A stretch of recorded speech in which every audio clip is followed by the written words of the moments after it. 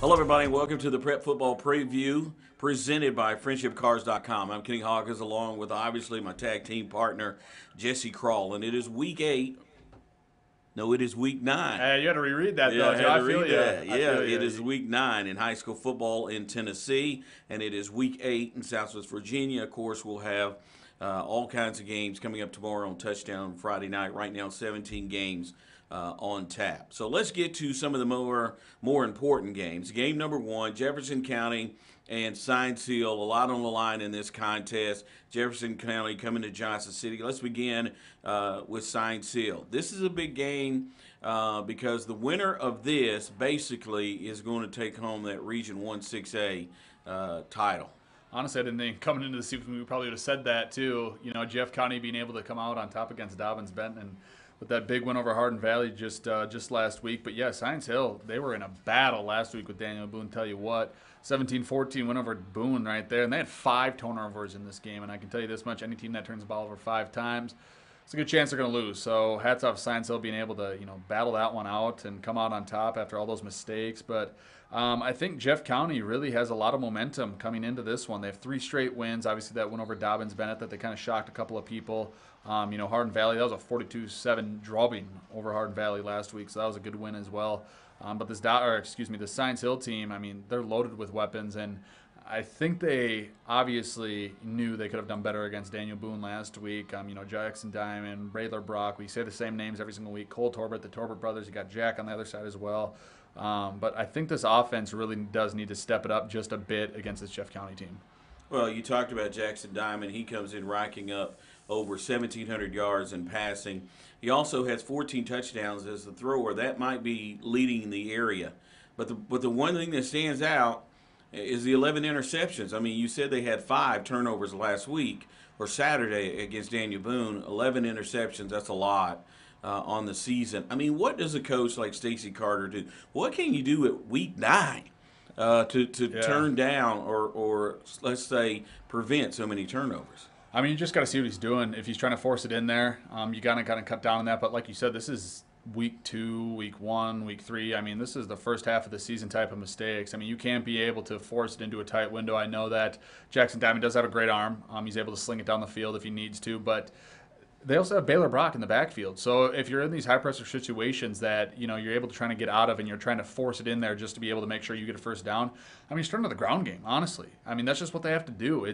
You got one of the best running backs in the area. I think he's 2nd or 3rd in rushing yards. Obviously, Mason Gudger is 1st from Greenville, but I just think what this team really needs to do is make sure that they clean it up a little bit, especially coming down to the stretch right now where these games are meaningful and they're crucial every single week. And not to take anything away from Science Hill, but they kind of got away with one last week where there was one, I wouldn't call it fluky play, but I think we've all seen it as that punt where there was a punt in the end zone, went off some kid's backside, and some kid from Science Hill recovered it and got his foot down for a touchdown. Now, great job by that, great athleticism to be able to get that touchdown, not taking away anything away from that kid. But you're not going to be getting those plays in a 3-point game every single week. So, if Jeff County has Science Hill's back against the wall, they know what they're going to do. They're going to try to throw the ball downfield. Jackson's trying to, get that big-time play, but it's at that point where you have all these weapons. It probably should be coming together just a little bit more. Now, they were in the same situation last year with Jeff County. Basically, it came down to this game actually to kind of decide who's going to take on the conference. So, Science Hill says, we've been here before, deja vu. This is not, yes, it's the big game because it's the next game, but it's not like it's taking on wings of its own because it could possibly be for the conference because we've already been here before. And I think what the Science Hill team has that a lot of teams don't, and we bring it up every single week, it seems like, is all these seniors. They've got that chip on their shoulder. They have that experience. They have that demeanor that, we deserve to be here. We have put in the work. We've done 4 years of lifting, practice, games, everything. We deserve to be here. Let's act like we deserve to be here. And like I said, 5 turnovers last week. You can't be doing that. I don't care who you're playing. If you're playing Jeff County, if you're playing Danny Boone, if you're playing a winless team, it doesn't matter. That team's going to capitalize or try to capitalize on those mistakes as well. And I think the Science Hill team really needs to just zone in and focus in on taking it one game a week and not get too ahead of themselves. I know that's cliche, coach talk, whatever you want to call it, but when you're able to, kind of zone in, take it quarter by quarter, play by play, whatever they need to do to focus and get those turnovers, and also come out fast. I mean, we've seen it so many times where they kind of come out sluggish, and I don't know if they're waiting for that first punch for them to, punch back and attack. But they just need to come out fast and play the way that they're expected to play and play the way that they're hoping to play with all those pieces. Now, we had an opportunity to run by practice at Science Hill this week. Didn't get a chance to talk to their head coach, Stacy Carter, but we did talk to Director of Operations, that would be Benny Tolley, and we spoke to some of the players about this big game on Friday night against Jefferson County. Science Hill, we're used to those kind of things in all sports and everything we do. And this happened to be a really tough conference, and none of our non-conference games are easy games. We play a lot of tough competition week in and week out. And of course, when you know the implications for where you stand in a playoff and a chance to win your conference is on the line, sure, that adds a little more significance to the how much it means. Our offense is good. We just got to click, and I think we're prepared. Our defense is there, so defense just come and offense come, and we'll be good. So we know Jefferson County is probably our biggest game this year. So one thing we want to do, we just want to make sure we're watching a lot of film of basically what we did wrong, because we know a lot went wrong that game. We basically just want to limit the mental mistakes, because that was one of the main problems with that Boone game. So just going into it, limit the mental mistakes, and just play our game. And that's the main thing we want to focus on this week. They've always been a really, really good football program. They're always very physical. They're always well coached, and we just, again, another thing that we face week in and week out every week. But Jeff County is they're a good football program. Always have been. We were here this same time last year. Jeff County, we beat them last year, and I don't think there's any pressure going into it, but I think we just have to stay calm going into it. We can't get too hyped up about it or like let our eyes get too big. We just have to stay focused and, like I said, play our game.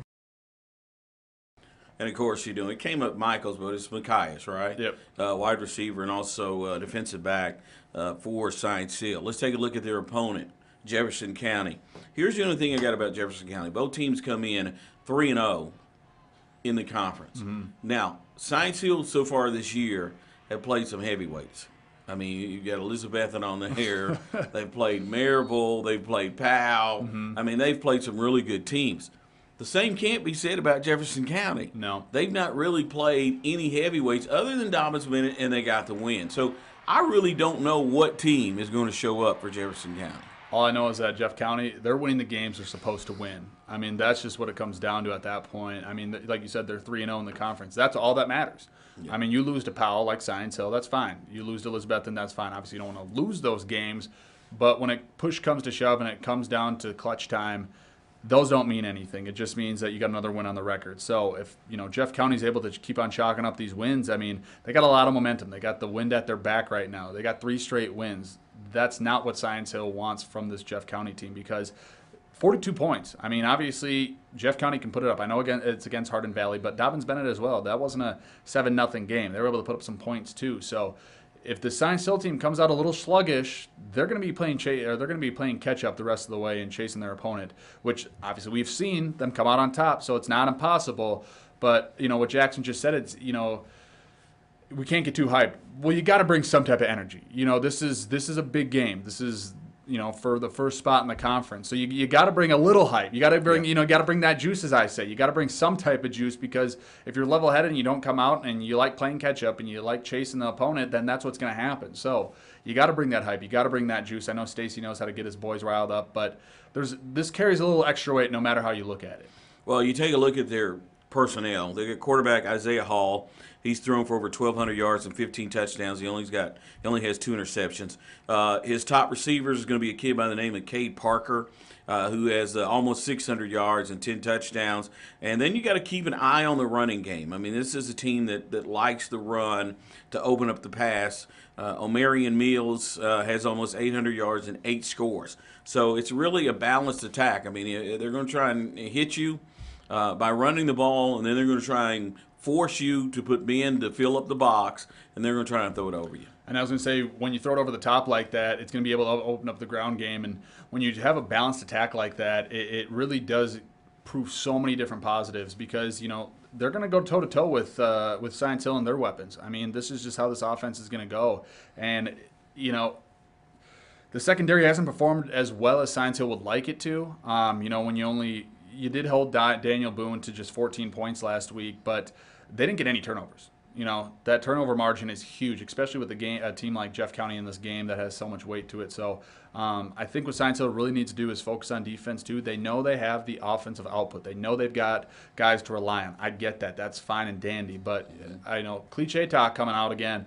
Defense wins championships. And if you can't stop this Jeff County offense, it's going to be a long day for Science Hill.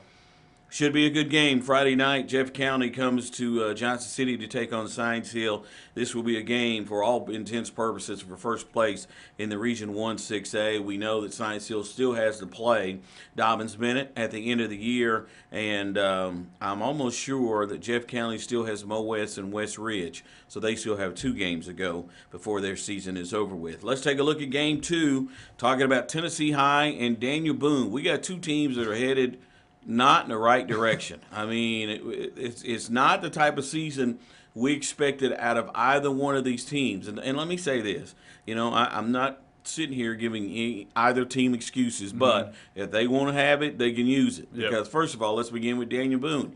You really haven't been home all year. The one time you're home, you take on CAK, one of the best teams in the state. You only score 2 points. So, really, Daniel Boone's schedule has been brutal. We expected all good things after the first game of the year when they went on the road to beat South Green. Oh, yeah. And I think that's the tough part, too, is that if you're Daniel Boone, it seems to be like a snowball effect.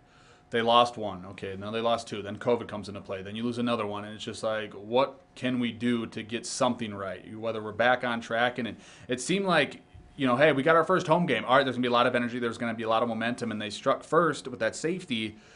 But then it just, like I said, snowballed a little bit for Daniel Boone in that game. And then it just kind of caught on fire. You know, Daniel Boone battles. I mean, Coach Jenkins gets these boys fired up. And you know he'll bring a lot to the table. He brings a lot of energy. He's that old school football coach. I mean, he's been here for almost 20 years.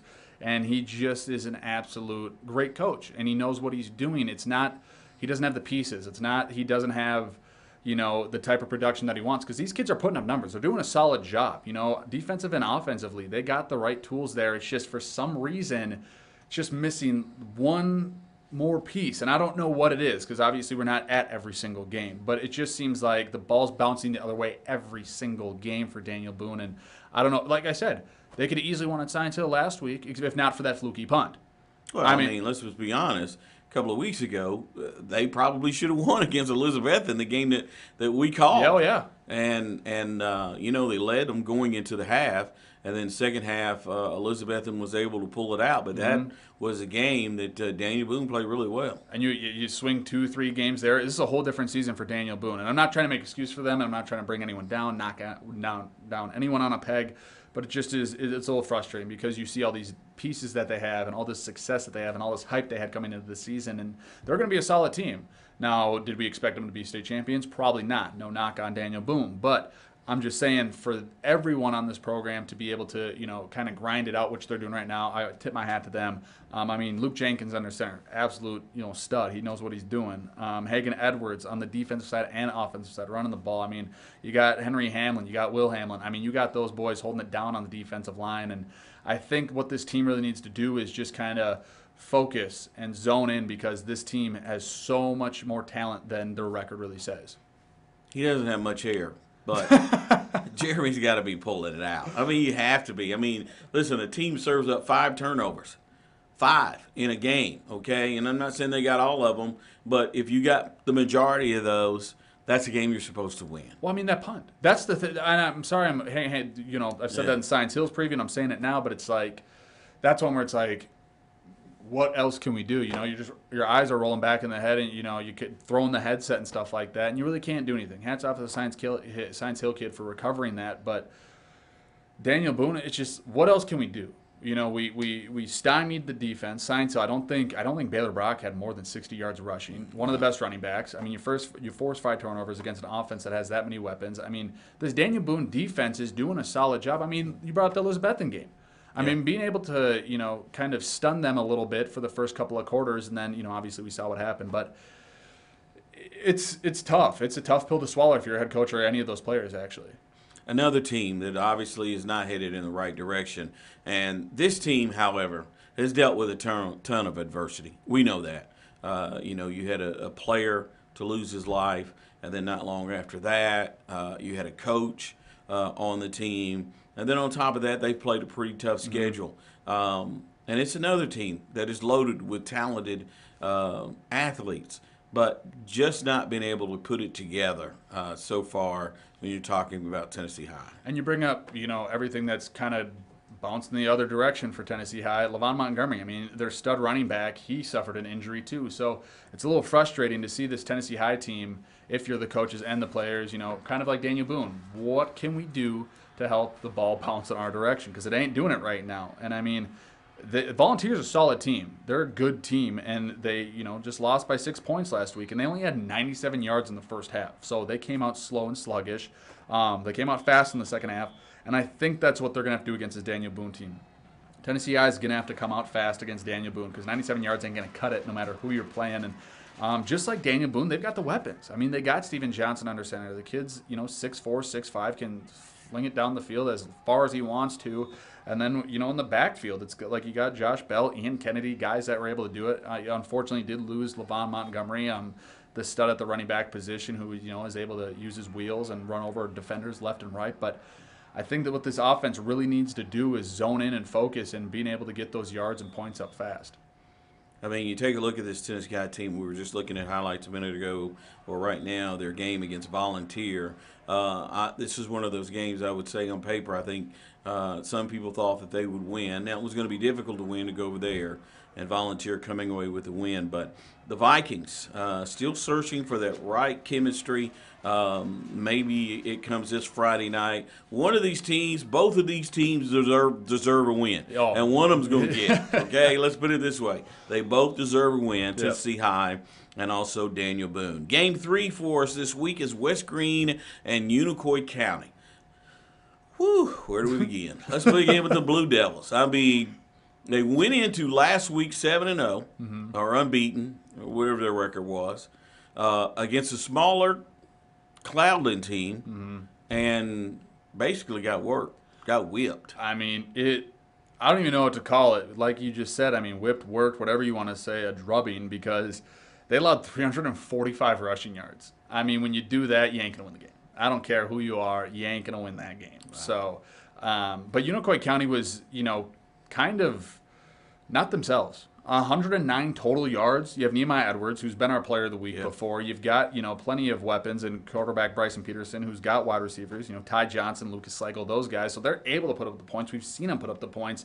And to not only get dominated on the ground offensively, against Cloudland, or I should say defensively, but also offensively get controlled like they were. I mean, 109 total yards for Unicoi County is unheard of. And I think, honestly, at that point, because it's a non-conference game, right, against Cloudland. I'm just, So, to be able to do that, it's like, all right, you know what? We're putting that in a rearview mirror. One, it doesn't count against final standings. Well, it does, but, conference, throwing that out the window. And now we just got to go back to the drawing board. Putting that in a rearview mirror, like I said a couple weeks ago, you got to flush it down the toilet. That's just how it is. So, that's just what you have to do with this Unicoi County team. And I feel like Coach Rice is definitely the type of person that's going to be able to do that. Well, one of the things that I guess is good for Unicoi County is they jump back into conference play, and they're going to take on a team that also got beat by Cloudland. So, I mean, I guess you can't play that game. You know, West Green scored how much against Cloudland? You did this against Cloudland. I mean, I guess you can't play that. But you know, they are playing a similar opponent. You're right. I think Unicoi County needs to get back to running the football. And that might begin up front with the big fellas up front, opening up some few holes. And and let Nehemiah run, because we know that he can do that. Let's take a look at West Green. As I just mentioned, this is a team also beaten by Cloudland a couple of weeks ago. This is a team that started off the season great, unbeaten, and kind of stubbed their toe against the Highlanders. This is going to be a really good game against West Green and Unicoi County. It's probably good that Unicoi County jumps back into a game that's basically more in their conference. Oh, I mean, that's just what it's all about. I mean, you just got to be able to kind of get that momentum rolling in. I mean, when you start looking at these schedules, when you're looking down the list, we're starting to get to that point of the season where every single game matters. Not say that the ones in the early season don't, but when you start getting to the conference and towards the back half of the season, it's going to start to pick up the pace just a little bit and carry some more weight to it. But I was at this Cherokee game last week that West Green played, and I mean, I was pretty impressed with what they brought to the table. I mean, they were able to run the ball. They came out of the half with an onside kick that they recovered, so obviously they're not afraid to, go against the grain a little bit. But they look pretty impressive. Now, I don't know, because I left, I think at the end of the third quarter, or, middle of the third quarter, I kind of got away from them a little bit. So, hey, if West Green, if you want to pay me just a little bit more and I'll come to your full game and then you can maybe be your good luck charm, I'm fine with that. But no, this passing attack looked good. The running game looked good. They were able to kind of stymie Cherokee a little bit. Kind of break down on some big plays, but obviously Cherokee was able to run away with it in the latter half of the game. But I just think this West Green team has a lot of different tools that they can go to. I mean, turnovers are obviously big for this team. This is their second straight loss, so they want to snap that skid. You got Jane Gregg under center. You got Ethan Turner on the outside. Keith Valentine's also a great wide receiver. So these guys definitely know how to get the ball around the field, and they can definitely sling it around as much as they possibly want. So if you're Unicoi County, you got to watch that, because you're going from a team that's able to ground and pound against Cloudland and get the big boys moving up front in the first two levels against a team that is able to air it out and let it sling around on the field. And there's a lot on the line for this game, because this was actually for the championship. So both teams will have to bring their best. You get an opportunity to win a championship, and also I guess decide where you're going to be for most of the playoffs. So a big game between West Green and Unicoi County on Friday night. Let's head to Southwest Virginia for our Game 4 preview, and that's going to be a contest between Union and Wise Central. And I think both teams have done a tremendous job this season. But let's begin with the Bears. Union has been really tough. I think they got one loss so far this season. If 1 I'm point to Graham. Yeah, they could have won that game. We say probably should have won that game. You're right. This has got all the makings of being a really good football game. Union, once again, one of the best teams around the area. I honestly think this is going to be one of the fastest games that you're going to see Friday night. Both teams are going to love to run the ball in this one. Obviously, Union leans on Xavier Lomax. Great win last week. Hats off to Union for being able to take down Ridgeview 28-21, but they had over 500 total yards, if I read that correctly. Now, if I'm wrong, please shout us out, say something, because that seems absurd. But if I looked at the stats right, over 500 total yards. And if you're able to do that, there's a good chance you're going to win, no matter if you're taking on Ridgeview, who is obviously a great team, or a team that's winless. But Xavier Lomax, just an absolute unit. Kid's hard to take down. He's one of the best in the whole area, not just Virginia. I'm talking Tri-Cities, Tennessee, Virginia, whatever it may be. He's got D1 offer, I think, from Morehead State and a couple of D2. So obviously he's going to be playing at that next level. So a lot of talent from him. Bradley Bunch under center. He's a good quarterback for Union. He's able to fling the ball downfield. He's got that big arm. Malachi Jenkins is a good wideout as well. He does everything too on special teams and defense as well. So I think this Union team, if they're able to get the ball moving with Xavier Lomax, they're able to open up the passing game. I think if the big boys up front are able to pave some ground in front of them, I think this is going to be a good game for Union. He's low to bring down too. I mean, you're not going to. An arm tackle is not going to bring him down, okay? You're going to have to wrap him up, and then you're going to have to seek help from some of your other teammates to jump on him as well. And he's also shown that once he gets out into the flat, that he's got the speed to run away from people. This kid's I think he's like 205, 210, somewhere in that range, but it's all muscle. I mean, when I was doing the two-a-days and I was talking to Coach, I go, dude, he looks built. Like, he looks like a college athlete. And he goes, yeah, he's been putting in time in the workout room. So, I mean, if you're able to get that big, you're going to be able to run over people, but you're also going to have that closing speed. So, whatever you want to do to him, have fun with it, because it ain't going to be fun for you. One thing that will have to show up, obviously, for the Bears is their defense, because we're talking about a wide Central team that's also loaded as well. And record's not as impressive, that of Union, but these are two of the top teams in Southwest Virginia. Not too far from each other either, so it's going to be packed. Yep. Should be a great crowd for this. Let's talk about Wise Central.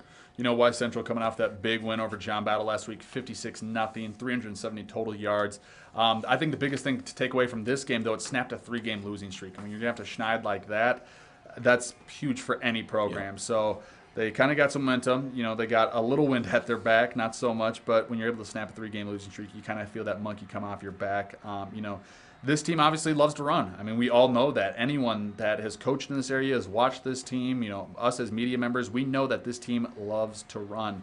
Running back Tyson Tester, Ethan Mullins is also a great running back. Yeah, Braden Church, who was also a former News Channel 11 Player of the Week. He also likes to run the ball. I don't think you're going to see this team pass a lot. That's why I said this might be the fastest game on Friday night, because both teams love to run the ball.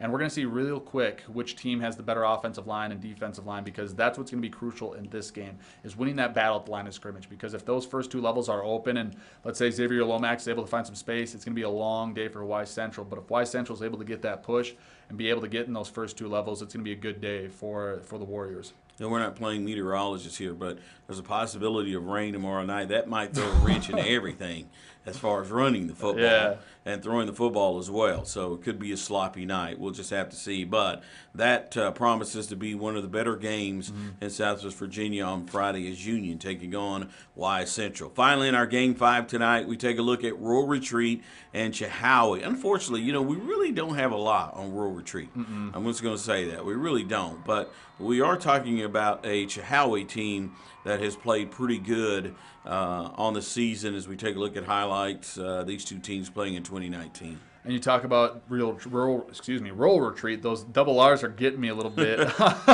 But they are coming off a 34-8 win over Bland County last week, and they had 316 total yards. And I was just kind of looking at, you know, the stats and who scored and everything like that. I think they had about 4 or 5 different kids that, you know, found the end zone. So that's absolutely amazing. But the more impressive thing was they just allowed 94 yards last week, and against an undefeated Chilhowie team that has so many different weapons, that's going to be crucial for this team. So, you know, guys like Jacob Alford, Gunnar Hagerman, you know, Eli Blevins, guys on the other side of the ball for offense, you know, they're going to be able to have a heavy workload in being able to get those points up quick, because Chilhowie can respond immediately with their rushing attack and their passing attack, because they are a pretty well-balanced team. So that's what you like to see from this Chilhowie team. But if Rural Retreat's able to do what they did last week, I mean, I don't think they're going to just hold Chilhowie to 94 yards. I'd be highly surprised if Chilhowie gets under 100 yards in this one. But if that defense does step up, it's going to give Rural Retreat a pretty good chance to take home the dub.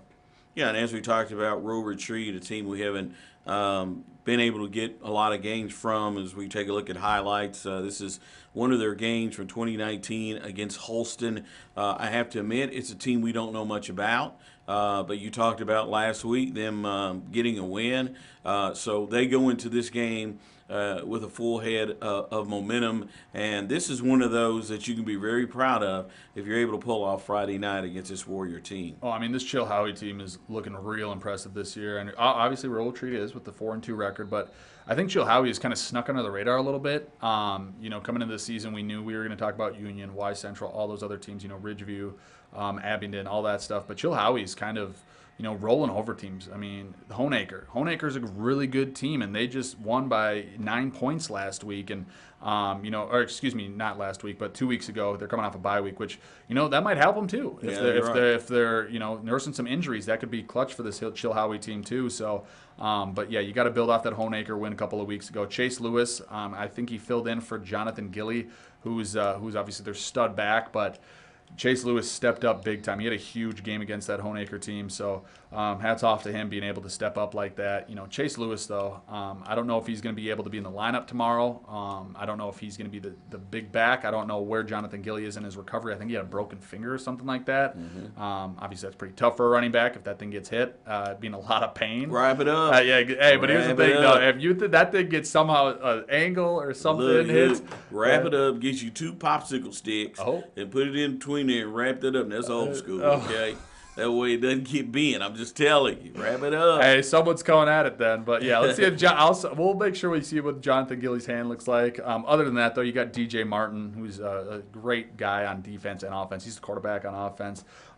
Seth Thomas, and obviously Marco Silvero. I think we're saying that name right. Like I said, every single week, because this kid names pop up, I go, hey, if we're saying this kid's name wrong, must be doing a lot. I was going to say, call us out or something, because obviously we want to get all these kids' names right and give them the props they deserve. But this Chilhowie team, absolutely studs all up and down the field. There's a reason why they're undefeated. They kind of had a chip on their shoulder coming into this season when we were doing those 2-a-day segments. So I think they're pretty excited to see what can happen as the season goes on. Obviously, you got to take it game by game. Can't get too ahead of yourselves. But to be 5-0 at this point, be undefeated, it's pretty impressive for this Chilhowie team.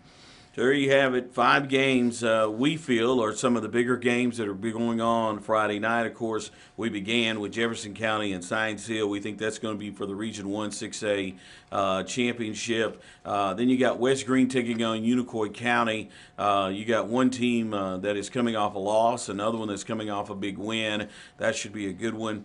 And then, of course, we got the other with Tennessee High and Daniel Boone. These are 2 teams that are desperately needing wins. Yep. Somebody's going to get one on Friday night between Tennessee High and Daniel Boone. And then, of course, in Southwest Virginia, probably the biggest game of the night, to be honest with you, is that Union Wyatt Central game. Of course, each other's backyard. Should be a great crowd for that. And finally, Rural Retreat taking on Chilhowie. So we want to thank you for watching the Prep Football Preview brought to you by FriendshipCars.com. Make sure to watch us again every Thursday night for a preview of that week's games. Week 9, or Touchdown Friday night, is tomorrow. So check out the highlights of these games and more. It will be Week 8 in Southwest Virginia. For our engineer, Slater Teague, he's Jesse Crawley. I'm Kenny Hawkins. Thanks, and have a great night.